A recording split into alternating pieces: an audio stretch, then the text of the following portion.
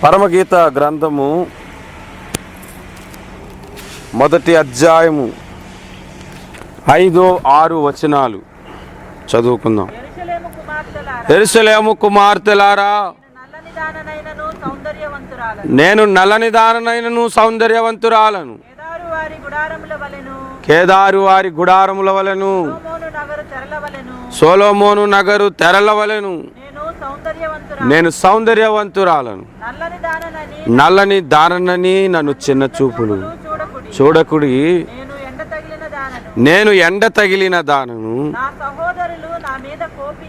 నా సహోదరులు నా మీద కోపించి నన్ను ద్రాక్ష తోటకు కావలి కత్తిగా నుంచిరి. ప్రార్థన చేసుకుందాం. ప్రేమ కలిగిన మా యేసు ప్రభువా, మీ శిలువ రక్తము చేత మమ్మలను విమోచించిన విమోచన నాయకుడా, హృదయ పాలకుడా, ఈ రాత్రికాల సమయములో ఇగో మీ దివ్య గ్రంథములోని మాటలు చదువుకొని ఉన్నాం. ఈ మాటల్లో నుంచి సత్యమును, సత్య సారమును మా నోటికి అందించండి. మా హృదయాల్లో భద్రపరుచుకునే విధముగా నీ కృపా కాపుదల మా అందరి మీద ఉంచి మా అందరితోని పరిశుద్ధాత్ముడా మాట్లాడమని యేసు నామమున ప్రార్థిస్తున్నాము తండ్రి, ఆమేన్. హల్లెలూయా, హల్లెలూయా. గడిచిన వారము ఇదే 2 వచనాల మీద మనం కొన్ని విషయాలు మాట్లాడుకున్నాం. ఈ వచనాలలో యెరూషలేము కుమార్తెలు అంటే ఎవరు అన్నది మాట్లాడుకున్నాం. నల్లగా ఉన్న ఆ స్త్రీ ఎవరు అన్నది కూడా మనం మాట్లాడుకున్నాం. యాక్చువల్లీ ఈ గ్రంథము సొలొమోను రచించిన గ్రంథం అని మన అందరికీ తెలుసు. సొలొమోనుకి ఒక ప్రియురాలు ఉండేది. వినండి శ్రద్ధగా. నేను చాలాసార్లు చెప్పాను, మధ్యలో ఎవరిని అడుగుతానో నాకే తెలియదు, అడిగేస్తాను. మీ అందరి కళ్ళు నా మీద ఉండాలి, నా కళ్ళు మీ అందరి మీద ఉండాలి, లేకపోతే ప్రసంగానికి పనికిరాడు. మీకు తెలిసో తెలీదు. కళ్ళు మూసుకొని ఎటో నా ఇష్టం వచ్చి చెప్పేస్తాను, మీరు ఇన్నోళ్ళు వినండి అన్నట్టుగా ఉంటే ప్రసంగం కాదు అది. అది 1000 మంది ఉన్నా 1000 మందిని చూస్తూ మాట్లాడగలిగినోడే, అంత అభిషేకం ఉన్నాడే నించోవాలి 1000 మంది ఇక్కడ. అది హల్లెలూయా. కాబట్టి సొలొమోనుకి ఒక ప్రియురాలు ఉండేది. ఆమె పేరు సూలమ్మతి. ఆమె నల్లగా ఉంటుంది, పెద్ద అందంగా కనిపించదు అన్నమాట లోక దృష్టికి.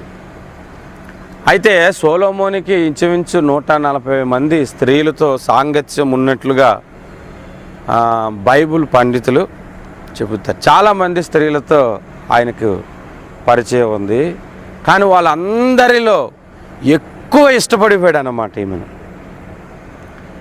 ఆమెకి కొందరు సహోదరులు ఉన్నారు. ఈ సొలొమోనుని లవ్ చేస్తుందని చెప్పి వాళ్ళు ఇక మీద నుంచి నువ్వు సొలొమోను కలవడానికి వీలు లేదని ద్రాక్ష తోటను అప్పగించేశారు. అది కానీ సొంత తోటను ఎందుకు కాయలేకపోయిందంటే సొలొమోను అక్కడక్కడే తిరుగుతున్నాడు, పనులు మానుకొని మరి సొలొమోను వెంట వెళ్ళిపోయింది. ఇది చరిత్ర. ఆ సంగతిని ఇక్కడ రాయబడినటువంటి గ్రంథములో ఆత్మీయముగా మనం ఆలోచించాలి. హల్లెలూయా, హల్లెలూయా. ఎంతోమంది అమ్మాయిలు ఉన్నారు, వాళ్ళందరూ తెల్లగానే ఉన్నారు, కానీ ఒక అమ్మాయి నల్లగా ఉంది అని చెప్తాం. ఇప్పుడు మనం నల్లని దానవైనను నీవు సౌందర్యవంతురాలవు అని అంటున్న ఆమె ఎవరు? సంఘము. బైబిల్లో స్త్రీ అంటే సంఘము అని ప్రవచనార్థం. కాబట్టి ఈ నల్లని స్త్రీ అయినప్పుడు, ఈ నల్లని స్త్రీ సంఘమైనప్పుడు ఆ యెరూషలేము కుమార్తెలు కూడా సంఘములే అవ్వాలి, విశ్వాసులు కాదు. కొంతమంది యెరూషలేము కుమార్తెలు అంటే ఇశ్రాయేలీల ప్రజలు, వాళ్ళకంటే సంఘం నల్లగా ఎందుకుందంటే మనం అన్యులం అని బుక్ రాసేసారు. మీరు శ్రద్ధగా వినండి. ఒక భక్తి సమాజాన్ని స్త్రీ అని దేవుడు పోలుస్తున్నాడు, పురుషుడు అంటే దేవుడు అని. 10,000 మందిలో నేను అతనిని గుర్తించగలను అంటే 10,000 మంది దేవుళ్ళలో కూడా ధవలవర్ణుడు మన యేసయ్య అని అర్థం. అందుకే స్త్రీలలో అధిక సుందరవగుదానా అంటే స్త్రీలు అని అన్నాడు బహువచనం. స్త్రీ అంటే భక్త సమాజం అయినప్పుడు స్త్రీలంటే భక్త సమాజాలే అయి ఉండాలి అని చెప్పుకున్నాం. అంతేకాకుండా ఈ భూమి మీద నుంచి, ఈ భూగ్రహం మీద నుంచి, ప్రస్తుత కాలపు ఈ ప్రపంచములో నుండి ఒక స్త్రీ మాత్రమే యేసు ప్రభువుకు భార్య కాబోతుంది. ఆ స్త్రీ ఎవరు అంటే మా సంఘం అని కొట్టుకోవాల్సిన అవసరం లేకుండా ఆదాము నుండి యేసు రాకడ వరకు ఎవరైతే పరలోక రాజ్యానికి యోగ్యులుగా ఉంటారో, ఎవరైతే పరలోక రాజ్యానికి యేసు రాకడలో ఎత్తబడుతున్నారో ఆ గుంపంతటిని ఒకే ఒక స్త్రీ అని అన్నారని కూడా మనం చెప్పుకున్నాం. హల్లెలూయా, హల్లెలూయా. మీ అందరికీ నా మీద ఉన్నాయా? ఓకే. అయితే మరి ఇంతమంది స్త్రీలు ఉండే స్థలాలు కూడా ఉండాలి కదా అని మనం ప్రశ్నలు లేవదీసుకొని కొన్ని మాటలు నేను చెప్పాను. భూమి మీద నుంచి ఒక స్త్రీయే వెళ్తున్నప్పుడు మిగిలిన స్త్రీలు ఉండే స్థలాలు వేరే గ్రహాలు, వేరే స్థలాలు అని కూడా నేను తెలియజేశాను. 148వ కీర్తన మనం చదివించాను కూడా. యెహోవాను స్తుతించుండి, ఆకాశవాసులార యెహోవాను స్తుతించుడి, ఉన్నత స్థలముల నివాసులారా ఆయనను ఉన్నత స్థలములు అన్నాడు. స్థలము కూడా కాదు. లూకాసు వార్త 2:14 అక్కడేమని ఉన్నదంటే సర్వోన్నతమైన స్థలములలో దేవునికి మహిమ కలుగునుగాక. సర్వోన్నతమైన స్థలములు అన్నాడు. ఇలాంటివి ఎన్ని స్థలాలు ఉన్నాయి అంటే అసలు ఎంతమంది స్త్రీలు ఉన్నారు అంటే బైబిల్ ఏం చెప్తుంది? లెక్కకు మించిన కన్యకలు కలరు, కన్యకలు నిన్ను ప్రేమించెదరు అని కూడా మనం చెప్పుకున్నాం. మన సౌర కుటుంబం లాంటి సౌర కుటుంబాలు 14 ఉన్నాయి. ఇది నేను కిందటి వారం ఫుల్ మెసేజ్ ఇచ్చాను.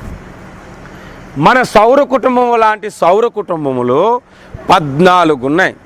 అందుకే 14 బోనాలు ఉన్నాయంట. శ్రీకృష్ణుడు నోరు తెరిస్తే 14 బోనాలు నోట్లోనే కనిపించాయంట. అంటే ఒక భూమి, సూర్యుడు, చంద్రుడు, నవగ్రహాలతో కలిపి ఒక సౌర కుటుంబం ఎలాగుందో అలాంటి సౌర కుటుంబాలు 14 ఉన్నాయి. ఆ 14ని 7ని ఊర్ధ్వలోకాలు, 7 అధోలోకాలు అంట. ఈ 14 సౌర కుటుంబాలను ఒక గ్యాలాక్సీ అంట. ఇలాంటి గ్యాలాక్సీలు కొన్ని లక్షలు కలిపితే ఒక నక్షత్ర మండలము అయింది. అంటే ఒక నక్షత్ర మండలంలో ఎన్ని గ్యాలాక్సీలు ఉన్నాయో లెక్కలేదు. ఒక్కొక్క గ్యాలాక్సీలో 14 సౌర కుటుంబాలు ఉన్నాయి. 14 సౌర కుటుంబాల్లో ఒక్కొక్క భూమి ఉంది. ఒక్కొక్క భూమి మీద భక్త సమాజములు ఉన్నాయి. ఇప్పుడు నేను చెప్పిన నక్షత్ర మండలాలు కాక ఇలాంటివి కొన్ని కోట్లు నక్షత్ర మండలాలు కలిపితే ఒక పాల పొంత అయ్యింది. దానిని ఇంగ్లీష్లో మిల్కీ వే అంటారు. అలాంటి పాల పొంతలు కోట్లు ఉన్నాయి ఈ విశ్వంలో. అందుకే దాని లెక్క ఎంతని మనం చెప్పుకోలేము. కాబట్టి లెక్కకు మించిన కన్యకలు అని లేఖనము సెలవిస్తుంది.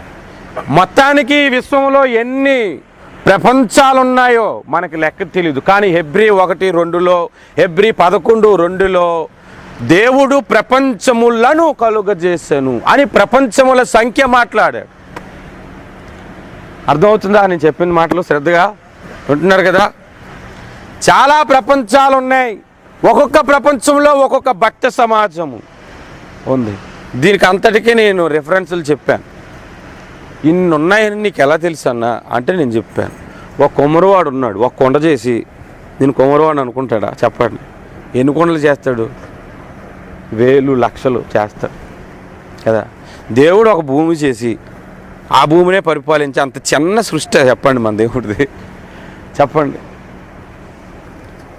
దేవుడు ఎన్ని చేశాడో మనకు తెలియదు, కానీ దేవుడికి మాత్రము లెక్క ఉంది. దేవుడికి లెక్క ఉంది కాబట్టి నక్షత్రముల సంఖ్య ఆయన నియమించి ఉన్నాడు. అలాగే వాటికి పేర్లు పెట్టి ఉన్నాడు. ఒక నక్షత్రానికి నెంబర్ పెట్టాడు, ఒక నక్షత్రానికి పేరు కూడా పెట్టాడు. ఆ పేర్లు కలిగిన వారందరినీ ఒక్కొక్క ప్రపంచానికి ఒక్కొక్క అధికారం ఉంటాడు. వీళ్ళందరూ కూడా దేవుని సముఖానికి వచ్చి అప్పుడప్పుడు మీటింగ్కి హాజరవుతారు. అది యోబు గ్రంథం 1:6లోను 2:1లోను ఉందని కూడా కిందటి వారం నేను చెప్పాను. అప్పుడు వచ్చినప్పుడు ఒక్కొక్క ప్రపంచం నుంచి నువ్వు ఎక్కడి నుంచి వచ్చావంటే అప్పుడు వాళ్ళు ఏమని చెప్తారంటే 1,05,7,591వ పాలపుంత నుండి అని నెంబర్ చెప్పుకుంటారు. ఓహో, అక్కడ నా సృష్టి ఉంది కదా, అక్కడ విశేషాలను దేవుడు మాట్లాడుకుంటాడు. ఎంత విశాలమైన సృష్టిని నడిపిస్తున్న విశ్వ చక్రవర్తిని మనం నమ్ముకున్నాం. దేవుడికి స్తోత్రం చెప్పండి. హల్లెలూయా. మనం ఏదో చాపలేసి కింద కూర్చున్నామంటే మన సంగతి ఇంకా తెలీదు. భూమి ఈ రోజు వరకు ఎందుకు నిలిచిందో తెలుసా? మన గురించే. మనం యేసు రాకడలు ఎత్తబడాలి, మరలా యేసుతో రావాలి, 1000 పరిపాలన అవ్వాలి. ఆ తర్వాత మనం ప్రభుతో నిత్యరాజ్యానికి వెళ్ళిపోతాం. అప్పుడు భూమి దేవుడికి ఇంకా అవసరం లేదు కాబట్టి దీని అంతటిని అగ్నిగుండంలో పడేస్తానన్నాడు. భూమి నిలిచిందంటే అది మనం పెట్టే. భూమి మీద ఇన్ని కంపెనీలు, ఇంత సంస్థ అంతా నడుస్తుందంటే అంతా మన బట్టే. మనం దేవుని ప్రజలు ఇక్కడ ఉన్నారు కాబట్టి భూమి ఇంకా నిలుచొని ఉంది. పేతురు భక్తుడు అన్నాడు, మన అంతా పరలోకంకి వెళ్ళిపోయి సెటిల్ అయిపోయిన తర్వాత ఆకాశములు ఎన్నున్నాయో మనకు లెక్క తెలీదు. ఆకాశములన్నీ మహావేంద్రముతో లయమైపోవునన్నాడు. మొత్తం కాలిపోతాం. మన గురించే ఉన్నాయి. మనం ఒకసారి అక్కడ స్టెప్ వేసిన తర్వాత ఇంక దేవుడికి ఇవేమీ అవసరం లేదు. ఆ తర్వాత నుంచి కొత్త యుగాలను దేవుడు సృష్టించటం ప్రారంభిస్తాడు.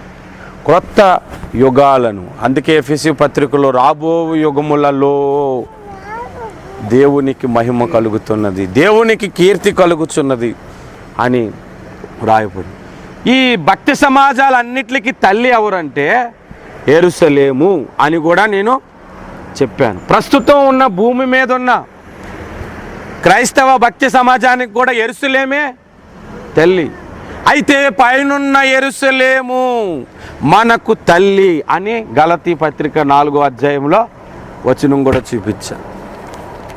ఎన్ని ప్రపంచాలు ఉన్నాయో ఆ ప్రపంచాలన్నిటిని నడిపిస్తున్న రాజ్యమే పరలోక రాజ్యము. ఆ పరలోక రాజ్యానికి యెరూషలేము అనే పేరు ఒకటి ఉంది. కాబట్టి యెరూషలేము కుమార్తెలారా అని ఈ భూలోకపు సంఘము అన్ని సంఘాలకు, అన్ని ప్రపంచ సంఘాలకు ఏమని మాట్లాడుతుందంటే, నేను నల్లని దాననైనను సౌందర్యం. నల్లగుంటే తెల్లగుండ సౌందర్యంగా ఎలా ఉంటారు అన్నది కూడా నేను చెప్పాను. నలుపు అంటే చీకటిగా ఉంటుందా, తెల్లగా ఉంటుందా? చీకటిగానే ఉంటుంది. అంటే మన లోకమే పాపములో పడిపోయింది, శాపములో పడిపోయింది. కాబట్టి ఆ నలుపు సంఘానికి వచ్చింది. అందులో నుంచి దేవుడు విమోచించాడు, తన స్వరూపమును మనకిచ్చాడు.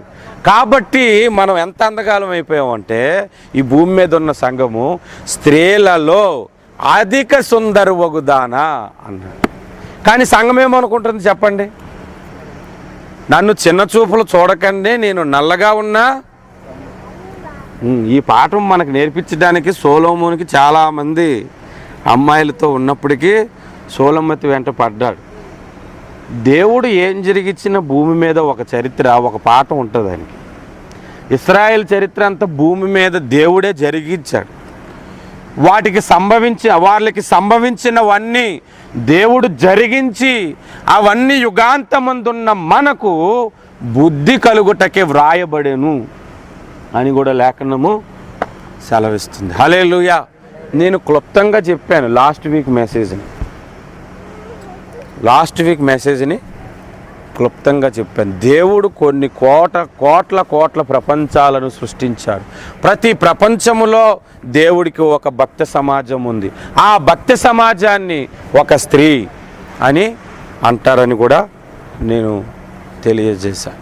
హల్లెలూయా. మరి ఇన్ని కోట్ల ప్రపంచాలు ఉంటుండగా ఒక భూలోకములో ఉన్న స్త్రీని మాత్రమే, భూలోకపు కన్యకను మాత్రమే యేసు ఎందుకు పెళ్లి చేసుకోవాలనుకున్నాడు? మీరు ఆలకిస్తున్నారన్నమాట. యేసు ఎందుకు పెళ్లి చేసుకోవాలనుకున్నాడు? ఇది మనం నేర్చుకోవలసినటువంటి ప్రాముఖ్యమైన పాఠం. ఇదే ఈరోజు మన ప్రసంగ అంశము. ఇదే మన ఈరోజు ప్రసంగ అంశము. కొన్ని కోట్ల మంది భక్తి సమాజాలు ఉన్నాయి, కానీ అందులో భూలోకపు భక్తి సమాజాన్ని ఎందుకు దేవుడు పెళ్లి చేసుకోవాలనుకుంటున్నాడు అని అంటే, బైబిల్ గ్రంథములో స్త్రీల గురించి వ్రాయబడినప్పుడల్లా అది భక్తి సమాజం అని ముందు మనం గ్రహించాలి. అది కొంతమంది గుంపని సంగతి మనము గ్రహించాలి. మీరు ఒక విషయాన్ని ఆలోచించండి.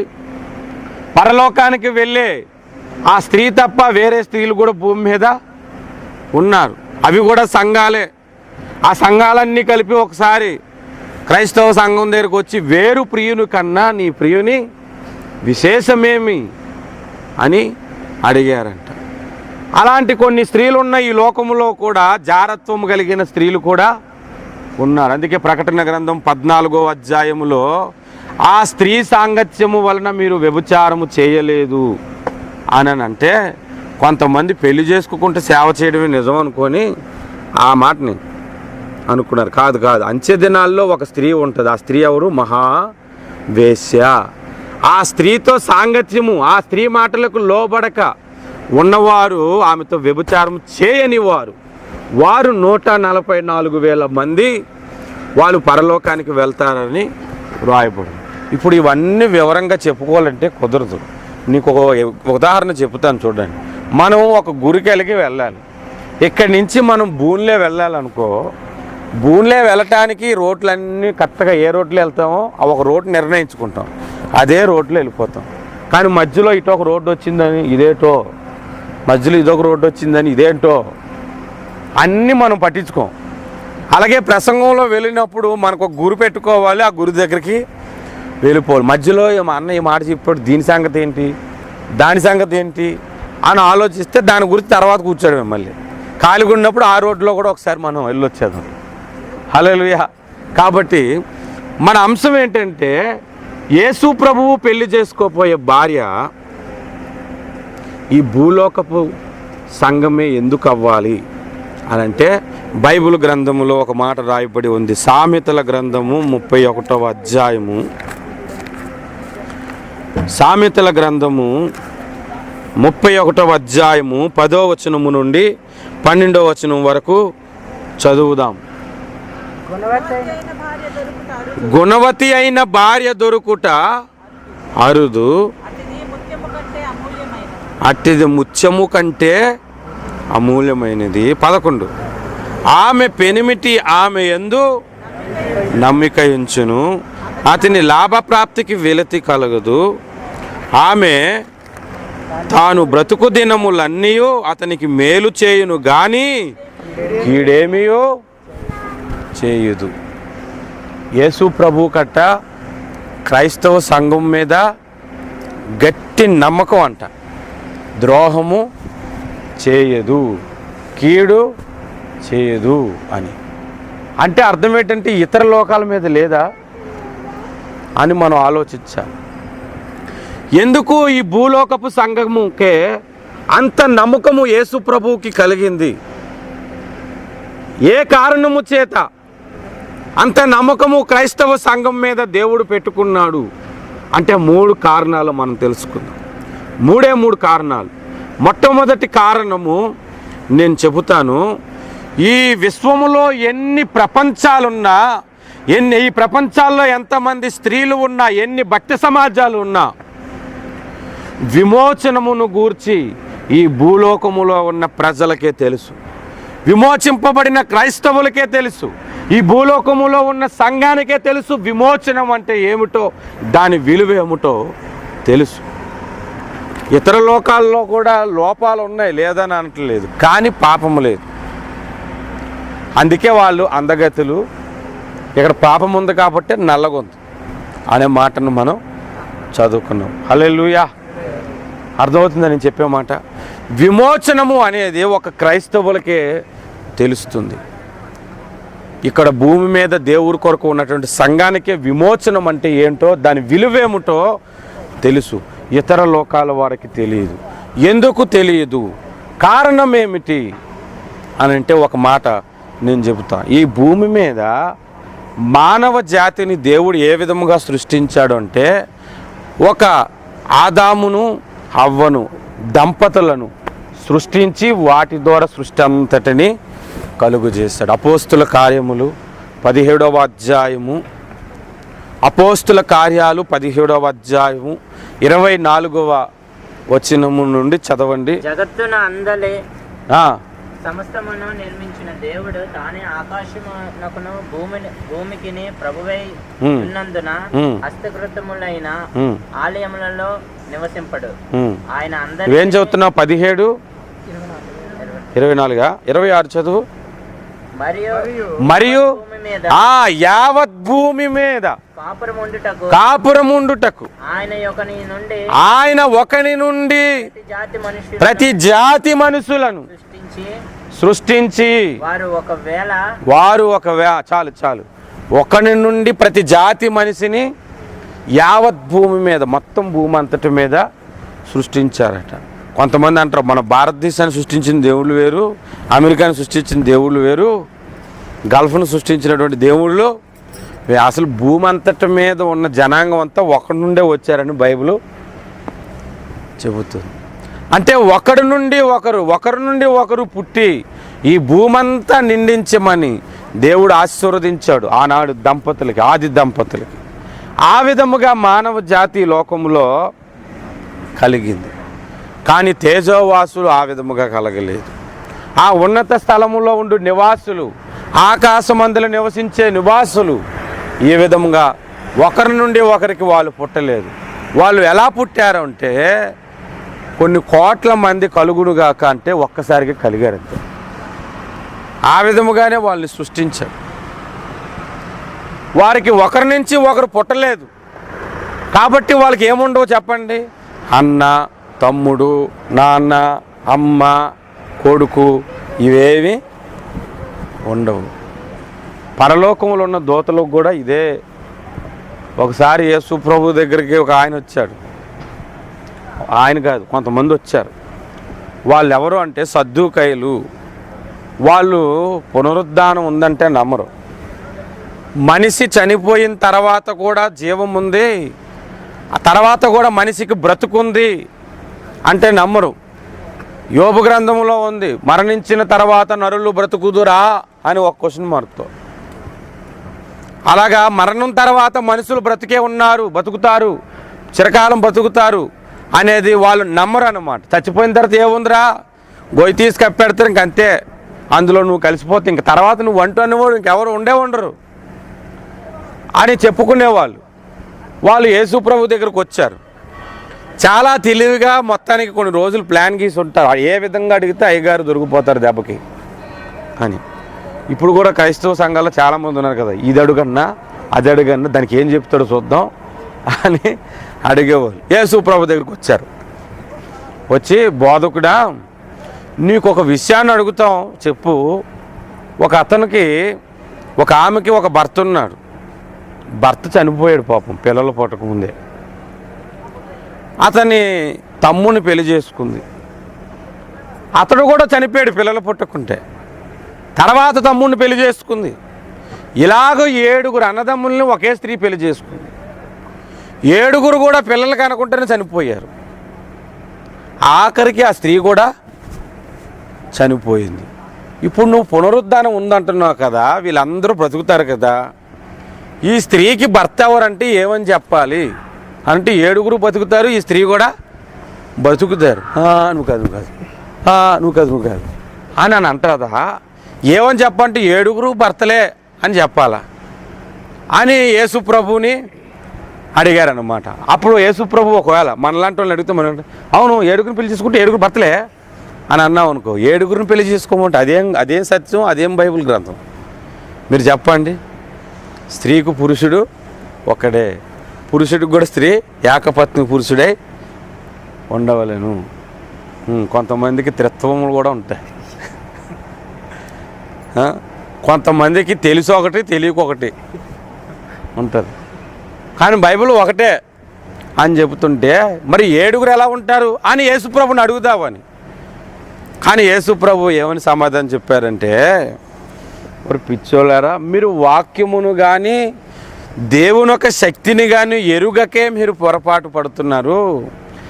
ఈ సంబంధాలన్నీ భూలోకంలో వరకే, చనిపోయిన తర్వాత దోతల వలె ఉందురు అన్నాడు. హల్లెలూయా. ఇంత కష్టపడి కథ ఎందుకు చెప్పాను తెలుసా? వాళ్ళు ఒకరి నుంచి ఒకరు పుట్టలేదు అనడానికి అదే ఆధారం. అవునా కదా? ఒకవేళ వాళ్ళు ఒకరి నుంచి ఒకరు పుట్టుంటే ఒకరు కూడా దంపతులు ఉండాలా లేదా? పాయింట్ అంటే వాళ్ళు ఎలా కలిగారు అంటే, దేవుడు కలుగునుగాక అన్నాడు, కలిగింది. ఇది ఎలాగబ్బా అంటే, కలుగునుగాకంటే కొన్ని కోట్ల చెట్లు భూమి మీద కలిగాయి, కలుగునుగాకంటే కొన్ని కోట్ల చేపలు కలిగాయి, అన్నీ కలుగునుగాకంటే కలిగాయి. కానీ మానవుడిని మాత్రం ప్రత్యేకంగా శ్రద్ధ కలిగి చేశాడు దేవుడు. హల్లెలూయా. కాబట్టి వారికి మనకి విమోచన విషయంలో ఎందుకు తేడా నేను చెప్తాను వినండి. మానవుడు ఒకరి నుండి ఒకరు పుట్టారు కాబట్టి మనలో ఏముంటుందంటే, ఆదాము చేసిన పాపము మనలో ఉంది కాబట్టి మనము జన్మతః పాపులమైపోయాం. జన్మ పాపం అనేది మనకు ఉంది. జన్మ పాపం లేదన్నోళ్ళు ఎవరైనా ఉంటే నేను నిజంగా చెప్తున్నాను బ్రదర్, ఇమీడియట్లీ తీసుకొచ్చి ఇక్కడ కూర్చోబెట్టండి, ఒక టేబుల్ కూడా పెట్టండి. ఆఖరికి దాన్ని బద్దలు కొట్టకపోతే ఒట్టు, నేను చెప్తున్నాను. అలాగే జరిగింది ఒకసారి. మీరు ఖచ్చితంగా తీసుకొచ్చి పెట్టండి. జన్మ పాపం ఉంది కాబట్టి పాపపు ఆలోచనలు చిన్నప్పటి నుంచే ఉంటాయి. ఒకరి నుండి ఒకరికి పాపం వచ్చింది కాబట్టి ఇప్పుడు ఇక్కడ ఉన్న వాళ్ళు అందరూ ఒకరి నుంచి ఒకరు పాపులే కదా. మీరందరూ పాపులు నరకానికి పోండి అని దేవుడు అనేసాడు అనుకో, అప్పుడు మనం దేవుడిని ఒక విషయం అడగవచ్చు. ఎప్పుడో మా తాతలు మా ఫోర్ ఫాదర్స్ తప్పు చేస్తే దాని గురించి మమ్మల్ని నరకాన్ని పంపించేస్తున్నావు, ఏ న్యాయవంతుడు అయ్యా నువ్వు అని దేవుడిని అడిగితే దేవుడు ఏమని సమాధానం చెప్పాలి? అందుకని దేవుడు ఒక ప్రణాళికని ఏర్పాటు చేశాడు. ఒకని నుండి పాపం ఈ లోకంలోనికి వచ్చింది కాబట్టి ఒకని నుండే మొత్తం పాపం అంతటిని నేను తొలగిస్తాను అని దేవుడు నిర్ణయించుకున్నాడు. ఆ వచనము రోమీలకు రాసిన పత్రిక 5వ అధ్యాయములో, దయచేసి అందరూ రోమా పత్రిక తీయండి. పౌలు రాసినటువంటి రోమీలకు రాసిన పత్రిక 5వ అధ్యాయము 17వ వచనము, మరణము ఒకని అపరాధము వలన వచ్చినదై ఆ ఒకని ద్వారానే ఏలిన ఎడల కృపాబాహుల్యమును నీతి దానమును పొందువారు జీవము గలవారై మరి నిశ్చయముగా యేసు క్రీస్తును ఒకని ద్వారానే ఏలుదురు. తర్వాత వచనం, కాబట్టి తీర్పు ఒక్క అపరాధము మూలమున వచ్చినదై మనుషులందరికీ శిక్షావిధికి కలుగుటకు ఎలాగూ కారణమాయనో అలాగే ఒక పుణ్యకార్యము వలన కృపాదానమును మనుషులందరికీ జీవప్రదమైన నీతి విధింపబడుటకు కారణమాయను. 19, ఏలయనగా ఒక మనిషిని అవిధేయత వలన అనేకులు పాపులుగా ఎలాగూ చేయబడిరో అలాగే ఒకని విధేయత వలన అనేకులు నీతిమంతులుగా చేయబడుదురు. ఈ వచనాలకు అంతటికి మరలా ముందు 14వ వచనం గెలిపామనుకో, ఆదామును పోలిన మరొక వ్యక్తి కనబడతాడు. ఆయన రెండో ఆదాము, కడపటి ఆదాము అయిన యేసుక్రీస్తు. ఒక ఆదాము నుండి అందరూ పాపులుగా ఎలాగ పుట్టారో కడపటి ఆదామైన క్రీస్తు నుండి అందరినీ పరిశుద్ధులుగా చేయటానికి దేవుడు నిర్ణయించుకున్నాడు. హల్లెలూయా. అందుకే ఆదాము ద్వారా పుట్టిన మన జన్మాన్ని వదిలేసి క్రీస్తు ద్వారా పుట్టమని నూతన జన్మమును గురించి ప్రభువు ప్రకటించారు. ఎవరు ప్రకటించారు? ఒకడు కొత్తగా జన్మిస్తే తప్ప వాడు దేవుని రాజ్యమును చూడడు అని. కొంతమంది ఈ మధ్య కొత్తగా జన్మించటం అంటే నమ్మటమే, బాప్తిసం కాదని అన్నారు. ప్రభువుని అడిగితే ఏమంటారు? నీటి మూలముగాను ఆత్మ మూలముగాను జన్మించితే తప్ప అని అన్నాడు. ఇప్పటికి కూడా బాప్తిజం అంటే కొంతమంది కొత్తగా పుట్టకుండా వాడు ఎంత భక్తి చేసినా, ఎన్ని దశంభాగాలు ఇచ్చినా, బైబిల్లో మర్మాలు ఎన్నైనా తెలుసుకోవచ్చు, ఆఖరికి పరిశుద్ధాత్మ వరాలు కలిగి నటించవచ్చు, కానీ వాడు పరలోకం రాడు. ఎవరైనా సరే పరలోకానికి పోవాలంటే వాడు కొత్తగా జన్మించాలి. ఇంచుమించు మరి ఎంతకాలం తెలియదుగా చాలా కాలం సేవ చేసినటువంటి భక్తి సింగ్ గారు ప్రతి ప్రసంగంలో కూడా ఆఖరిలో ఒక మాట చెప్తారండి, ఏంటంటే క్రొత్తగా జన్మించు, you must be born again అనే మాట చెప్పకుండా ఆయన ముగించలేదంటే ఏ ప్రసంగం కూడా. ప్రతి వ్యక్తి కూడా ఖచ్చితంగా జన్మించాలి, నూతనముగా క్రీస్తునందు జన్మించాలి. అలా జన్మించిన వ్యక్తే పరలోకానికి వెళ్తాడు. ఇప్పుడు మీరు దేవదూతల గురించి ఆలోచన చేద్దాం. వారు ఒకరి నుంచి ఒకరికి పుట్టలేదు కాబట్టి ఒకడు తప్పు చేశాడు అనుకో, వాడిని తీసి పక్కన పెట్టేస్తే అక్కడంతా పరిశుద్ధులు ఉంటారు. అర్థమైందా? అందుకే దేవదూతలు పాపము చేసినప్పుడు వారిని విడిచి పెట్టక, కానీ మనలేం చేశాడు? విడిచి పెడుతున్నాడు. యేసు రాకడ వరకు మన సువార్త ప్రకటింపబడుతుంది, ఆ తర్వాతే విడిచిపెడతాడు. కొంత టైం ఇచ్చాడు. వాళ్ళు పాపము చేసినప్పుడు విడిచిపెట్టక కటిక చీకటిలో బిలములలో వారిని బంధించాడట. అది వారికి విమోచనం గురించి తెలియదు, మనకే తెలుసు. మనకి దేవునికి దూరం అయిపోయిన బ్రతికేంటో తెలుసు, దేవునికి దగ్గరగా ఉన్న బ్రతికేంటో తెలుసు. దగ్గర దూరం అని ఎందుకన్నానంటే పౌలు కూడా ఇదేం మాట్లాడినాడు, పూర్వము మీరు దూరస్తులై ఉంటేరి, ఇప్పుడు క్రీస్తునందు దగ్గరకు వచ్చేసాం. ఇంకా దగ్గరికి రాలేని వాళ్ళు ఉన్నారు, దగ్గరకు వచ్చేయాలి యేసు దగ్గరికి. ఎంత దగ్గరికి అంటే ముఖాముఖి చూసేంతవరకు వచ్చేయాలి. మోసే వచ్చాడు, ఆ విధంగా దానియేలు వచ్చాడు, దావీదు వచ్చాడు. నీ ముఖమును నాకు మరుగు చేయకమన్నాడు దావీదు. అంత దగ్గరగా వచ్చేయాలి. మనం ఒకప్పుడు దూరంగా ఉండేవారు. కాబట్టి ఈ భూమి మీద ఉన్న సంఘానికి దేవునికి దూరముగా ఉండటం అంటే ఏంటో తెలుసు, దేవునికి దగ్గరగా ఉండటం ఏంటో తెలుసు. ఒకప్పుడు దేవునికి దూరముగా ఉండి అవిధేయులుగా ఉన్నటువంటి వారు, పాపులుగా ఉన్నటువంటి వారు దేవుని దగ్గరికి వచ్చిన తర్వాత మరలా ఆ స్థితిలోనికి ఎవడైనా వెళ్తాడా? వెళ్ళడు. మనం విమోచించబడి పరలోక రాజ్యానికి చేరిన తర్వాత మరలా పాపము చేసి శాపంలోకి వెళ్ళిపోవాలన్న ఆలోచన మనకి ఇంకా కలగదు. ఎందుకంటే ఆ బ్రతికేంటో మనకి తెలుసు. ఎందుకు సింపుల్గా ఓ మాట చెప్తాను.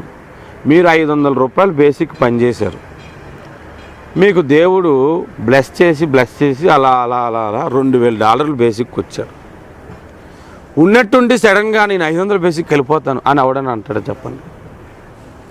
డబ్బుల విషయంలోనే వెళ్ళరు కదా, వెళ్ళరు.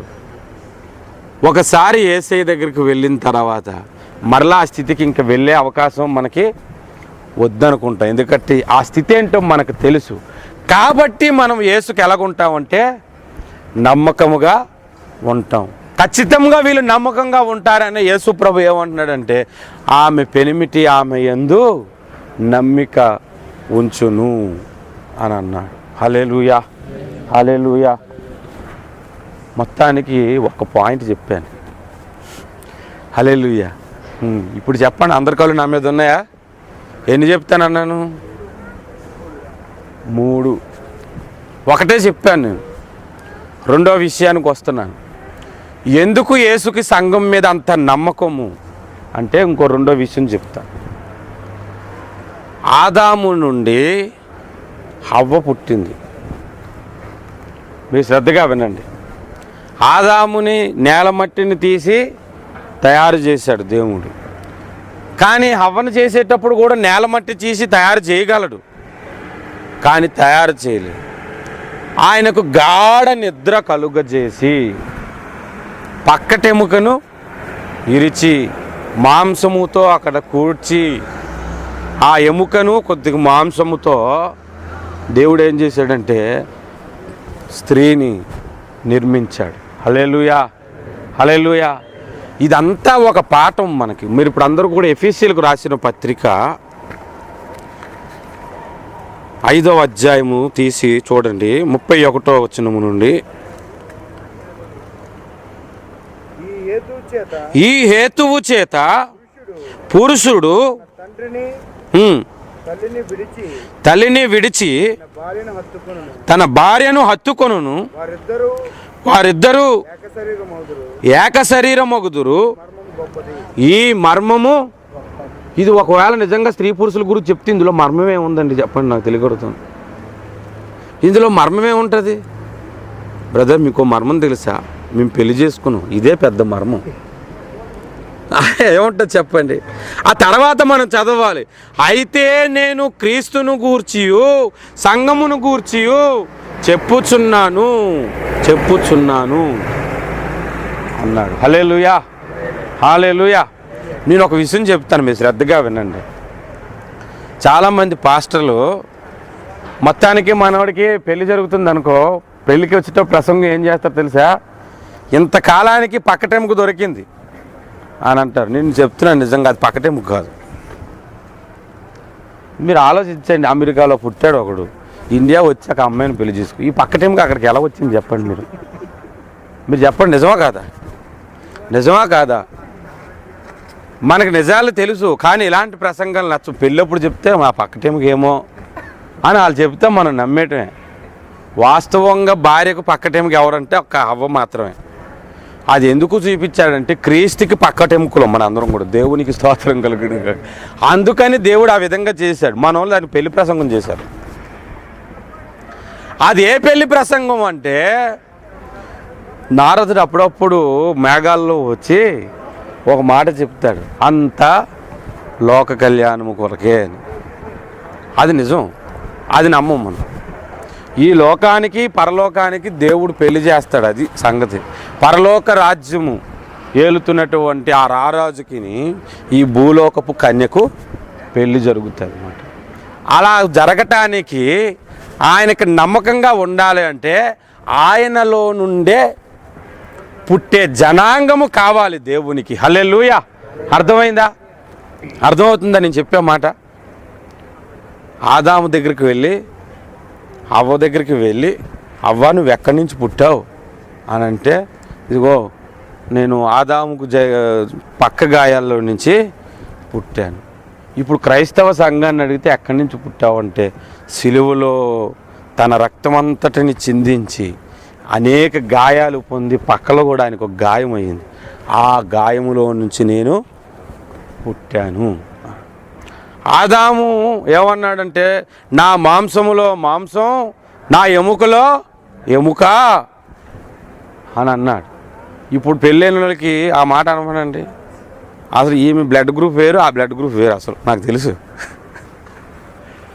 అవునా కదా? ఇప్పుడు యేసయ్య దగ్గరకు వచ్చి అంటే యేసయ్య ఏమంటాడంటే, నా మహిమలో మహిమ, నా రక్తము కూడా అక్కడ ఉందా లేదా? యేసయ్య రక్తం ఉందా లేదా? ఉంది. మీకు ఒక సీక్రెట్ చెప్తున్నాను వినండి. హవ్వను మాత్రం క్షణాల్లో చేశాడు దేవుడు, కానీ సంగమను హవ్వను మాత్రం ఇంకా జరుగుతూనే ఉంది. ఆ ప్రాసెస్ పూర్తి కాలేదు, ఇంకా పూర్తిగా హవ్వ తయారవ్వలేదు. మొట్టమొదట ఒక వ్యక్తి నుంచి ప్రారంభించాడు దేవుడు. అలాగ అవయవాలు పుడుతూనే ఉన్నాయి. అవయవాలు ఒక్కొక్క అవయవం తయారవుతుంది. ఎక్కడో అమెరికాలో ఒక కన్ను తయారైంది, ఇంకో కన్ను ఇండియాలో తయారైంది. చాలామంది కష్టపడి కాళ్ళు చేస్తున్నారు పెద్దవి. చిన్న చిన్న గుంపుల్లోనే కళ్ళు తయారవుతాయి, చిన్న చిన్న గుంపుల్లోనే మెదడు తయారవుతుంది. మొత్తానికి సంఘము ఇంకా తయారవుతూనే ఉంది, హవ్వ ఇంకా నిర్మాణము జరుగుతూనే ఉంది. ఆదాము మాంసమును ఎముకతో చేశాడు, హవ్వను మాత్రము దేంతో చేస్తున్నాడు? ఇప్పుడు మీకు చెప్పను సీక్రెట్ ఏంటో. ప్రతి వారం బల్ల దగ్గరకు వచ్చేటప్పుడు ఏం తీసుకుంటున్నాం మనం? ప్రభు శరీరమును రక్తమును తీసుకుంటున్నాం. ఆ కొంతమంది అని సాదృశ్యం అంటారు. ఇది సాదృశ్యంగానే తయారవుతాడు, అవ్వగానే ఒరిజినల్గా తయారవరు. ఆ సాదృశ్యం అన్నాడు. సాదృశ్యం అయితే మనం సాదృశ్యంగా తయారవ్వాలి. మరి మనం సాదృశ్యం కాదు, ఒరిజినల్ అవ్వం మనమే. అసలు ఆ ఏదైనా తోటలో ఉన్న అవ్వకంటే అసలైన అవ్వం ఎవరంటే మనమే. మొత్తానికే యేసయ్య రాకడకు ముందు మాత్రము ఈ హవ్వ తయారైపోద్ది, సంఘం అనే హవ్వ.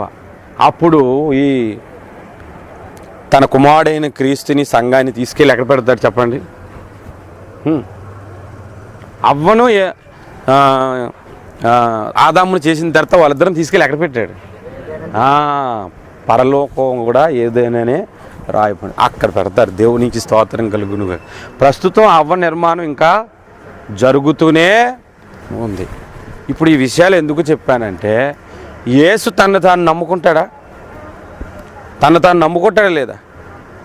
నా మీద నాకే నమ్మకం లేదన్నా అంటారు కదా కొంతమంది. అలాగే యేసయ్యని అడిగితే ప్రభువా మరి నీ రాకడ ఎప్పుడంటే ఏమో నా మీద నాకే నమ్మకం లేదు, వస్తానో లేదు రానో తెలియదు అన్నాడు అనుకోండి. ప్రభువా మీరు నీ దగ్గరకు వస్తే క్షమాపణ ఉందంటే అవునా నాకే తెలీదు అన్నాడు అనుకోండి. అంటే ఆయన గురించి ఆయనకే తెలియట్లేదా? ఆయన శరీరమే సంఘము కాబట్టి ఆమె యందు చెప్పాలి డ్యాష్ ఫిల్ చేయలేదు, నమ్మిక ఉంచును. అది దేవునికి స్తోత్రం. హల్లెలూయా హల్లెలూయా. నేను అకేషియాలో వాక్యం చెప్పినప్పుడు అన్న దేవదూతలు వాళ్ళంతటా వాళ్ళు దేవుని పలకగానే పుట్టేశారన్న కదా, ఒకరి నుంచి ఒకరు పుట్టకుండా. దీనికి గట్టి రెఫరెన్స్ ఏదన్నా అని అడిగితే నేను ఇందాక మీకు చెప్పాను కదా, ఒకటి చెప్పా. రెండోది ఏం చెప్పాను తెలుసు, ఆదికాండం మొదటి అధ్యాయంలోనే ఉంటుంది తమ్ముడు, నువ్వు శ్రద్ధగా చదువుకో నీకు అన్నీ దొరికేస్తాను అన్నాను. ప్రేయర్ అయిపోయింది, అంతతో మాట్లాడుతున్నాను. మనడు ఆదికాండం మొదటి అధ్యాయం 2 సార్లు చదివేశాడు. అక్కడే చదివేసి నవ్వుతున్నాడు అన్నమాట. ఏమని అన్నాను, 2 సార్లు చదివాను, నాకు అర్థం లేదు అన్నాను. నువ్వు తర్వాత చదువుకుంటా అనుకున్నాను, ఇప్పుడే చదివేసావా అన్నాను. అయితే నీకు అర్థం కావాలా? అర్థం కావాలన్నా అన్నాను. అప్పుడు నేను చెప్పాను, చెట్లు ఏమన్నాడు, తమ తమ జాతి ప్రకారము చెట్లు కలుగునుగాక, జలములు చేపలను పుట్టించునుగాక, పురుగుల్ని అన్నిటినీ ఒకటి నుంచి ఒకటి పుట్టేలాగా దేవుడు పలికాడు. ఆఖరికి మనిషిని కూడా పలికాడు. కానీ ఆకాశ నక్షత్రాలు మాత్రం ఒక నక్షత్రం ఇంకో నక్షత్రం పుట్టించునుగాక అని పలకలే, అన్నీ కలుగునుగాక అన్నాడు. ఆ నక్షత్రాలను దేవదూతలని పోలిక బైబిల్ గ్రంథంలో, ఇదొక రిఫరెన్స్ అని చెప్పాను. నాకు తట్టలేదన్నా అన్నాడు. అంత తొందరగా తట్టదురా బాబు, ఎందుకంటే బైబిల్ గ్రంథము ఒకడు ఊహ వలన పుడితే మన ఊహలతో వాక్యం చెప్పవచ్చు. పరిశుద్ధాత్మ వలన ప్రేరేపణ కలిగిన వారై ఈ గ్రంథమును రచించారంట. ఇప్పుడు పరిశుద్ధాత్మ చేత నింపబడినోడికి అర్థం అవుతుంది. లేకపోతే అమెరికాలో ఏం జరిగిందంటే ఒకసారి ఆయన అమెరికా గురించి, శ్రీలంకలో ఒకసారి ఏం జరిగిందంటే ఆయన శ్రీలంక గురించి ప్రసంగాలు చేసుకోవడం తప్ప ఇలాంటి విషయాలు ఏమీ తెలీదు. నేను అందుకే ఎప్పుడో ఒక విషయం చెప్పాను. ఏం చెప్పానంటే వీళ్ళకి ఇంకా వాళ్ళే దొద్దటం కూడా నేర్చుకోవట్లేదు. ఇంక ఎప్పుడు తెలిస్తే చెప్పు, మళ్ళీ అందరి కళ్ళు నా మీదే. త్వరలోనే మీరు ఒక గొప్ప కార్యాన్ని చూస్తారు, మీరు అందరూ చూడండి. హల్లెలూయా. ఎవ్వరూ ఆమెను అనలేదు, డైరెక్ట్గా చెప్పండి ఒకసారి అందరూ కూడా, దేవుడు గొప్ప కార్యం మనకు చేయబోతాడని. హల్లెలూయా. మనం ఏమో భూమి మీద తిరిగే ప్రసంగాలు కాదు. నేను ఎప్పుడో దేవదూతలతో తిరగడం మొదలుపెట్టాను గత 10 ఏళ్ళ కింద. ఇంకా భూమి మీదే తవ్వుకుంటున్నారు. అక్కడికి వెళ్తే ఎంత డబ్బులు వస్తాయి, ఇక్కడికి వెళ్తే ఎంతమంది వస్తారు, ఎంతమంది గుంపులు తయారు చేసుకుంటారు. మనం ఎప్పుడో 10 ఏళ్ల క్రిందట ఇచ్చి పైన తిరుగుతున్నాం. దేవునికి స్తోత్రం కలుగును గాక. పరమగీత గ్రంథము ఇంచుమించు 8 సార్లు నేను 2003లోనే పూర్తి చేశాను. నా పాత బైబిల్ ఒకసారి తీసి చూసుకుని అక్కడ రాసుకున్నాను ఎన్నిసార్లు పూర్తి చేశాను. క్రీస్తునందు ప్రియులారా, మనం శ్రద్ధగా గమనిద్దాం. ఈ విశ్వములో కొన్ని కోట్ల ప్రపంచాలు ఉన్నాయి. ప్రతి ప్రపంచంలో ఒక భక్తి సమాజం ఉంది. కానీ ఒక్క భూలోకములో ఉన్న సంఘాన్ని దేవుడు ఎందుకు పెళ్లి చేసుకోవాలనుకుంటున్నాడు అంటే ఆమె మీద ఆయనకు నమ్మకము ఉంది. ఎందుకు నమ్మకం ఉందంటే మొట్టమొదటిది విమోచన అంటే ఏంటో సంఘానికి తెలుసు. రెండవది చెప్పాలి, ఇప్పుడేగా చెప్పాను నేను. రెండవది ఆయనలో నుంచే పుట్టుకొచ్చినదే క్రీస్తు సంఘము. కాబట్టి ఆయన నమ్మిక ఉంచుతున్నాడు. హల్లెలూయా. ఈ విశ్వంలో అందరికీ ఒకటి ప్రకటించబడింది. దేవుడు ఒక ప్రకటన చేయించాడు. ఏమని ప్రకటన చేయించాడంటే అందరినీ, అన్ని లోకాల్లోని నా కుమారుడైన క్రీస్తుకి త్వరలోనే ఒక భక్తి సమాజాన్ని ఇచ్చి పెళ్లి చేయబోతున్నాను అని ప్రకటన చేశాడు. కాబట్టి అందరూ ఆయన్ని పెళ్లి చేసుకోవడానికి సిద్ధంగా ఉండండి. ఆయన వచ్చి ఎవరి మెడలో దండేస్తారో ఆమె అతని భార్య అని చెప్పగానే చాలామంది ఆరాధనలు ఇంకా శ్రద్ధగా చేయడం మొదలుపెట్టారు. మనల్ని పెళ్లి చేసుకుంటే పరలోకంలో మనం కూడా పరిపాలకులుగా ఉండొచ్చు అని. కానీ ఒక సమయం వచ్చేస్తుంది. ఆ సమయం ఏంటంటే గొర్రెపిల్ల వివాహోత్సవ సమయము. ఆ సమయానికి ఈ భూమి మీద ఉన్న సంఘము సిద్ధపడిపోవాలి. అది దేవుడు ఒక ప్రణాళిక. ఆ సంఘాన్ని యేసు ప్రభు ఎందుకు నమ్ముతున్నాడంటే 3వ పాయింట్ నేను చెప్తాను, వినండి. మీరు శ్రద్ధగా వినాలి నా మాటలు. 3వ పాయింట్ నేను చెప్తున్నాను. మనము అనేక శ్రమలు అనుభవించి పరలోక రాజ్యము చేరవలనని రాయబడి ఉంది. ఉందా లేదా? మనము అనేక శ్రమలు అనుభవించాలి. ప్రతి నీతిమంతుడికి బైబిల్ గ్రంథం ఏమని చెప్తుందో తెలుసా? నీతిమంతులకు కలుగు ఆపదలు అనేకములు అన్నాడు. 1, 2, 3, 4, 10, 100 అని కూడా చెప్పలేదు. ఎన్నైనా రావచ్చు, అనేకములు. సంఘము కూడా శ్రమల గుండా దేవుడు ఎందుకు నడిపిస్తున్నాడు అని కూడా శ్రమల ముందు వెళ్ళిపోతారని చాలామంది అనుకుంటున్నారు. కానీ శ్రమల గుండా ఎందుకు నడిపిస్తాడు అనుకున్నావు? అటువంటి అగ్ని వంటి మహాశ్రమలే సంఘాన్ని కదిలించలేనప్పుడు ఇక పరలోక రాజ్యము చేరిన తర్వాత వెనక్కి వెళ్ళిపోయే స్థితి సంఘానికి ఎందుకు కలుగుతుంది? అందుకనే దేవుడు మనకు శ్రమల గుండా నడిపించాలనుకుంటున్నాడు. ఒకవేళ మీరు ఒక ప్రశ్న వేయచ్చు, ఏసే రాకడికి మనం చనిపోతాం అనుకో, ఆ శ్రమలు మనం అనుభవించం కదన్నా, ఆ శ్రమల గుండా మనం వెళ్ళం కదన్నా అని అన్నా, ప్రతి విశ్వాసికి దేవుడు శ్రమల గుండానే నడిపిస్తాడు. బైబిల్ గ్రంథం ఏమని చెప్తుందంటే, ఇరుకు మార్గమున ప్రవేశించ పోరాడుడి. వినండి, ఒక మార్గం ఉంది. అది ఎలాగుందంటే ఇలాగా ఇలాగా ఇలాగా ఇలాగా వెళ్ళాలి. ఇంకో మార్గం ఉంది, ఇలా ఇలా గెంతుకొని వెళ్ళిపోవచ్చు, ఫ్రీగా ఉంది. ఆ 2 మార్గాలు మన ఎదుటిగా ఉన్నాయి, అవతలకి వెళ్ళాలి. మీరు ఏ మార్గం గుండా వెళ్తారు? అక్కడ ప్రభువు నించొని ఇరుకు మార్గము గుండా ప్రవేశించుడి అని అన్నాడు అనుకో, చాలేవయ్యా, చెప్పడమే చెప్పేశావు. అదేం మార్గం? ఇరుకు మార్గం అని. విశాల మార్గం ఉంది, అందులో నుంచి వెళ్తాం. ఎందుకు అంత ఇబ్బంది? ఫుల్ లోడుగా బస్సు వచ్చింది, వెనకనే ఖాళీగా ఒక బస్సు వచ్చింది. ఏ బస్సు ఎక్కుతారు? ఎవరైనా సరే వెనక బస్సు ఎక్కేస్తారు, ముందు బస్సు ఎవడు ఎక్కడు. ఆ బస్సు మాత్రం మనం వెళ్ళే దగ్గరికి వెళ్దు. ఎక్కుతారా మీరు? మీరు చెప్పండి, ఆ బస్సు మనం వెళ్ళే దగ్గరికి వెళ్దు. ఎక్కడికో లోయలోకి వెళ్ళి పడిపోదాం అనుకుంది ఆ బస్సు. ఎవడెక్కుతాడు? ఎంత ఖాళీ కూర్చో మాత్రం ఒక బాబు ఆ నించోనైనా సరే ఎక్కేస్తాను కానీ అని అక్కడ అడుగు వేస్తారు. ఇరుకు మార్గమున ప్రవేశించ పోరాడుడి, ఇది నిత్యమునకు నడిపించును. విశాలమున పోవు మార్గము నాశనానికి నడిపిస్తుంది. అంటే మార్గములో రావటానికే పోరాటము. యేసు రక్షణ అనుగ్రహించినప్పుడు ఆయన రక్షణలోనికి రావటానికే ఎంత పోరాటం ఉండాలంటే ఊరు జనాంగం అంతా మనకు వ్యతిరేకం అయిపోవచ్చు. మొన్న ఒక తమ్ముడు సాక్ష్యం చెప్పాడు కదా, మా ఊరిలో ప్రభువుని నమ్ముకున్నామని ఊరిలో అంతా నన్ను రానవట్లేదండి అని. అయినా నువ్వు వాళ్ళందరినీ ఎదిరించాలి. కుటుంబస్తులే, అమ్మ నాన్నలు, అన్నదమ్ములు, మా పరువు తీసావురా నువ్వు, రక్షణ తీసుకో. అసలు రక్షణ తీసుకుంటూ పరువు తీసావని అంటారు కానీ అసలు పరువు నిలబెట్టాడు. కుటుంబానికి ఒక మంచి మార్గాన్ని ఎన్నుకున్నాడు.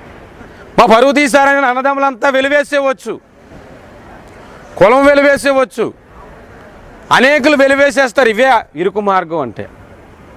అయినా ఆ మార్గం గుండా రమ్మనే ప్రభువు పిలుస్తున్నాడు. మా నాన్న చచ్చిపోతే ఎవరు గోయి తీసి కప్పెడతారు ప్రభువా, అందుకే మా నాన్న గురించి నువ్వు పిలిచినా రాలేదు అని అన్నాడు ఒక అతను. మృతులు తమ మృతులను కప్పెట్టుకోమను అని ఆయన చెప్పేశాడు. చాలామంది ఇరుకు మార్గంలో రావడానికి ఇష్టపడరు. నేను ప్రభువు నమ్ముకోకముందు ఒకరిని పిలిచేవాడిని సిగరెట్లు తాగడానికి, కైని వేసుకోవడానికి. ఆడి కైని ఫస్ట్ టైం వేసుకున్నాడు, కళ్ళు తిరిగి పడిపోయాడు. పడిపోతే నలిపిన కైని, రాజా కైని బాగా గొండేసి నలిపి కొద్దిగా వేసి అలవాటు చేశాను. మొత్తానికి ఎంత వేసినా నిలబడిపోతున్నాడు. భలేగా అలవాటు చేశాను. యేసుప్రభుని నమ్ముకున్న తర్వాత వాళ్ళ ఇంటికి వెళ్ళాను. రే చర్చికి వెళ్తావు రావంటే వాళ్ళ అమ్మ వచ్చి, బాబు మా అబ్బాయిని మాత్రం తీసుకెళ్ళను అని అందనమాట. తాగటానికి పిలిచినప్పుడు వాళ్ళ అమ్మ ఏమనలేదు, కైని లేయడానికి తీసుకెళ్ళినప్పుడు వాళ్ళ అమ్మ ఏమనలేదు. కానీ చర్చికి తీసుకెళ్తామంటే మాత్రం వద్దనిసింది. అంటే మీరు చూడండి ఎలాంటి వాళ్ళు. కొంతమంది మా అమ్మ వద్దంటుందిరా, ఏమనుకోకే అని అంటారు. వాళ్ళ అమ్మొద్దన్న కైని మానలేదు, వాళ్ళ అమ్మొద్దన్న సిగరెట్ మాండు, వాళ్ళ అమ్మొద్దన్న అమ్మాయి వెనకాల తిరగటం మాండు, కానీ బాప్తిజం మాత్రం మానేస్తారంట ఊరికి మనగాడు. అమ్మ మాట దైవం. అప్పుడు మరి అందుకే ప్రవేశించటానికే ఇది ఇరుకు మార్గం అయితే ప్రవేశించిన తర్వాత ఇంకెంత ఇరుకుగా ఉంటుంది చూడండి. ఈసారి ఖచ్చితంగా నాకు ఎస్పాస్ వచ్చేద్దన్న అనుకున్న 100 సార్లు రిజెక్ట్ అయిపోవచ్చు, 100 కాదు 1000 సార్లు రిజెక్ట్ అయిపో, ఈ మార్గం మాత్రం నేను విడచను అనుకున్నవాడే క్రైస్తవుడు. హల్లెలూయా. ఏంటి నాకు ₹1,00,000 అప్పు ఉందని మీరు భయపడుతున్నారా? 10 లక్షల అప్పు అయినా సరే నేను యేసులో నుంచి తొలగను అనుకున్నవాడే నిజమైన క్రైస్తవుడు. ఒకరోజు పరలోకంకి వెళ్ళిపోయిన తర్వాత మళ్ళీ అప్పుల బాధలోకి వెళ్ళాలని ఎవడనుకుంటాడు? ఎవరు అనుకోరు, ఎవరు వెళ్ళటానికి ఇష్టపడరు. కాబట్టి యేసు ఆమె యందు నమ్మిక ఉంచును అన్నాడు. హల్లెలూయా.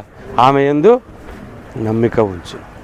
ఈ 3 విధాలుగా మన మీద, క్రైస్తవుల మీద, పరలోకానికి ఎత్తబడబోయే సంఘం మీద యేసుకు నమ్మిక ఉంది. కాబట్టి ఏవని పిలుస్తున్నాడో తెలుసా? నారీమణి అని పిలుస్తున్నాడు. చూడండి, పరమగీత గ్రంథము 1వ అధ్యాయము 8వ వచనము. ఒక్క మాట చాలు, నారీమణి అన్నాడు. మీరు చూడండి, నారీ అని మొట్టమొదటిగా బైబిల్ గ్రంథంలో ఎక్కడ కనబడుతుంది? ఆదికాండం. ఎందుకంటే ఏ బుక్కైనా అదే కదా, మనం సింపుల్ చెప్పుకోవచ్చు. ఏ అధ్యాయంలో కనబడుతుంది? ఆదికాండం అంటే చెప్పారు. ఏ అధ్యాయంలో కనబడుతుంది? 2వ అధ్యాయంలో. ఏ వచనంలో కనబడుతుంది? ఇది మాత్రం బైబిల్ తెరిచి చూడాలి. అప్పుడు నరులలో నుండి వచ్చింది కాబట్టి నారి అని అన్నాడు. క్రీస్తు కూడా ఒక నరుడే. ఆ నరుల్లో నుంచే సంఘం వచ్చింది. సంఘాన్ని కూడా నారి అని అంటారు. కానీ మణి అని ఎందుకు అన్నారు?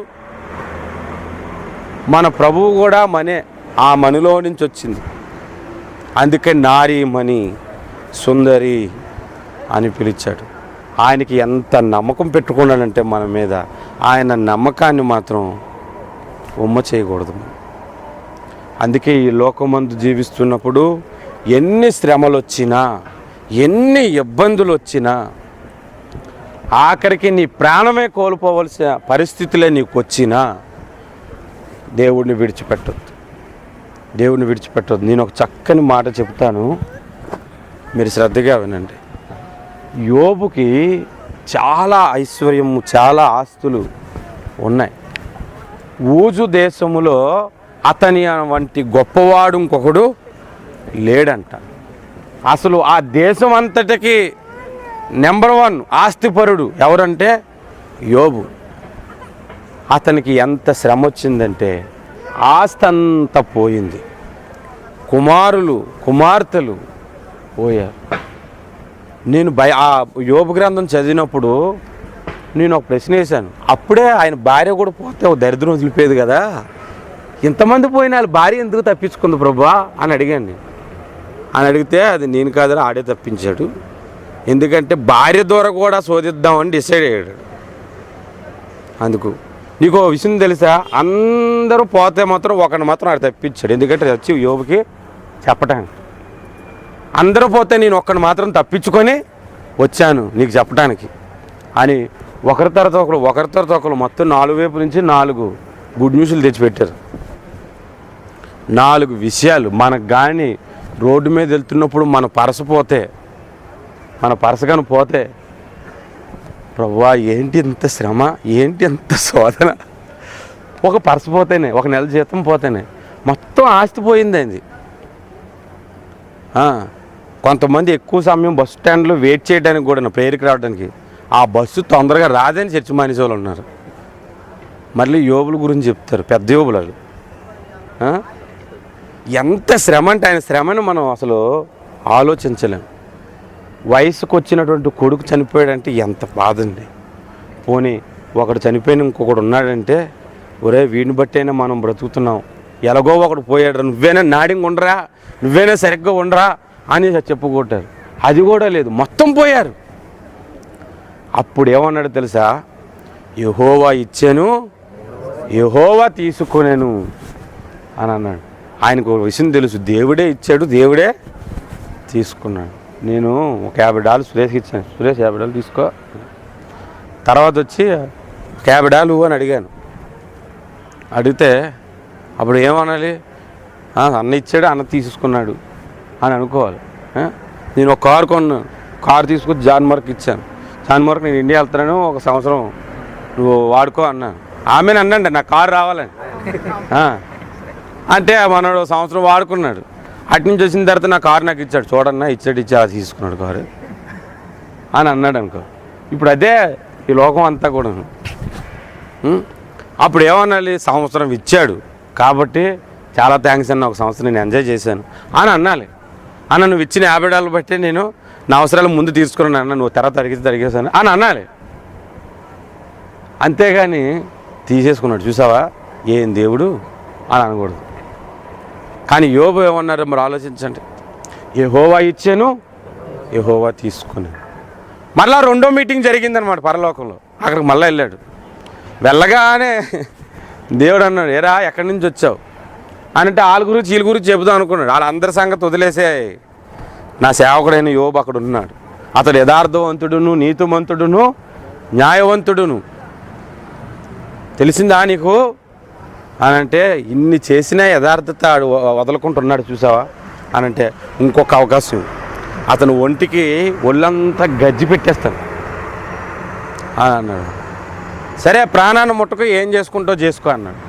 ఒళ్ళంతా గజ్జి పెట్టేసిన దేవాస్తోత్రం గోక్కుంటున్నాడు. కానీ ఎంత గోకున్నా స్థుతిలే వస్తాయి ఆయన దగ్గర నుంచి. అమ్మ లాభం లేదు, ఎలా చెబితే దేవుణ్ణి దూషిస్తాడు అని ఆలోచించి అందుకే ప్లాన్డ్గా భార్యను ఉంచుకున్నాడు. భార్యలో దూరిపోయి ఇంత జరిగినా నీవు యథార్థతను విడిచిపెట్టకుంటుందవా, దేవుణ్ణి దూషించి మరణము కమ్మని. యాక్చువల్లీ అతని భార్య చాలా మంచిదండి, నేను చెప్తున్నాను. అదే భార్య చేత మరలా 10 మంది కొడుకు సంతానం కలిగింది. దేవునికి స్తోత్రం కలుగునుగా. ఆ సమయంలో యోబు ఉన్నమాట. ఇంకో మాట నేను చెప్పనా, దేవుని చేత మేలు అనుభవించుటేనా కీడు అనుభవించతగదా అని అన్నాడు. మీరు ఆలోచించండి, దేవుని బట్టి కీడు వచ్చినా కూడా మనము తట్టుకోలేకపోతే పరలోక ప్రార్థనలో ఒక మాట చెప్పాడు. ఏమని చెప్పాడంటే, మమ్మలను కీడులోనికి తేక శోధనలోనికి తేక కీడు నుండి తప్పించుము అని బ్రతిమలాడుకోవాలి. అంతేగాని అని అనకూడదు. శ్రమల గుండా మనం బండి వెళ్ళాలి, అప్పుడు మనం యోగ్యులం అవుతాం. శ్రమల గుండా మనం వెళ్ళినప్పుడు శోధనలు సహించువాడు జీవకిరీటము నొందునని అన్నాడు. జీవకిరీటం అప్పుడు మన నెత్తినికి వస్తుంది. ఏమీ కష్టం లేదు. కొంతమంది క్రైస్తవులకి ఎంత హ్యాపీ అంటే ఒకదాని తర్వాత ఒకటి జీతాలు పెరిగిపోతున్నాయి, ఒకదాని తర్వాత ఒకటి పోస్టులు చేస్తున్నాయి. అంతా బాగా ఉండేసరికి మేమే నిజమైన భక్తులు అనుకుంటున్నారు. నేను ఒక మాట చెప్తున్నా, ఎవడైతే శ్రమ పడుతూ భక్తి జీవితాన్ని జరిగిస్తాడో వాడు నిజమైన భక్తుడు. అందుకే నేను ఎంతోమంది చెప్పాను, ప్రభువా మమ్మలను సాధ్యమైనంత వరకు శోధించుచునే ఉండు తండ్రి అని ప్రార్థించాలి మనం. హల్లెలూయా, హల్లెలూయా. ఏ శోధన నాకు వద్దు అనుకున్నవాడు నిజమైన క్రైస్తవుడు. మనకు ఆస్తులు ఉండాలి, దాంతోపాటు శోధన ఉండాలి, రోగం ఉండాలి, ఇంజక్షన్ కూడా పక్కనే ఉండాలి. ఎలాంటివి ఎన్ని రోగాలు వచ్చినా, ఎన్ని శాపాలు వచ్చినా, ఎన్ని ఇబ్బందులు వచ్చినా, ప్రభువా నేను నీ కొరకే నేను బ్రతుకుతాను అనే మనస్తత్వం ఒక క్రైస్తవుడు కలగాలి.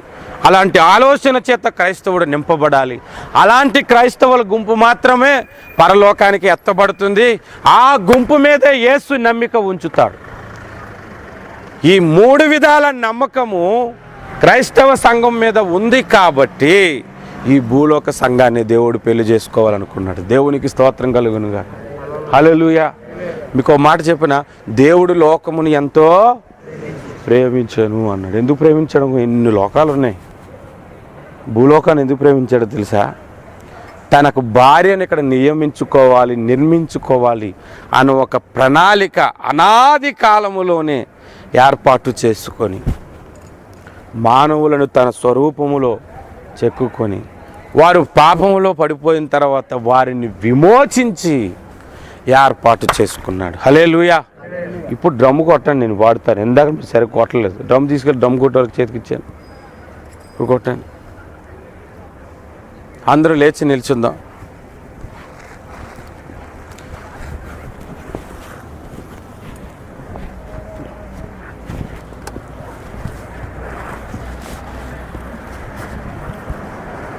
దేవుడు మనలను ఎన్నుకున్నాడు. మనలను తన అనాది కాల ప్రణాళికలో రక్షించాడు, రక్షించి ఏర్పాటు చేసుకున్నాడు. ఎందుకు ఏర్పాటు చేసుకున్నాడంటే నిత్యరాజ్యములో మహారాణిలాగా మనం ఉండటానికి, దేవుని యొక్క ఐశ్వర్యం అంతటిని మనము అనుభవించటానికి.